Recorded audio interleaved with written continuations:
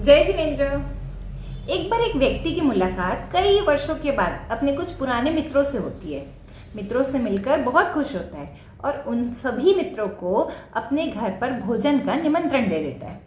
घर पर आकर खुशी खुशी सारी बात अपनी पत्नी को बताता है। पत्नी भी बहुत खुश होती है, कहती है ठीक है, आज विशेष लोग आ रहे हैं, इसलिए आज मैं विशेष हलवा बनाती हूँ घर पर। लेकिन हलवा बनाने की सामग्री घर पर ख़त्म हो गई है, इसलिए क्या आप प्लीज़ ला देंगे?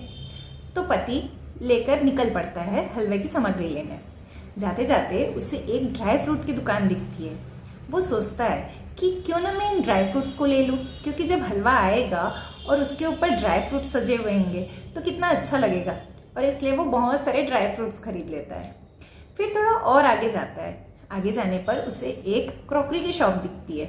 तो वो सोचता है कितनी सुंदर कटोरियाँ हैं, अगर इन कटोरियों में हलवा आए तो हलवे में और चार चांद लग जाएगा, तो मैं इन कटोरियों को खरीद लेता हूँ। वो जल्दी जल्दी जाके सारी कटोरियाँ खरीद लेता है।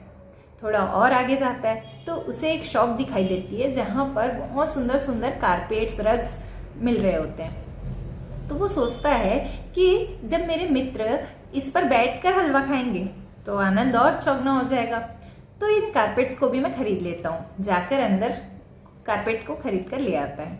सारा सामान लेने के बाद वो घर वापस आता है। अपनी पत्नी को देते हुए कहता है, ए लो तुम्हारे हलवे का सारा सामान। पत्नी देखकर कहती है, लेकिन इसमें घी, आटा, शक्कर तो कहीं है ही नहीं। यानी हलवा बनाने के लिए जो सबसे मुख्य सामग्री है, जो सबसे आवश्यक है, वो तो आपने लाया ही नहीं। अब जिस प्रकार ये व्यक्ति सारी सामग्री इकट्ठा करता है, लेकिन जो सबसे महत्वपूर्ण चीज थी उसे ही गौण कर जाता है। कहीं उसी की तरह हम भी तो नहीं कर रहे।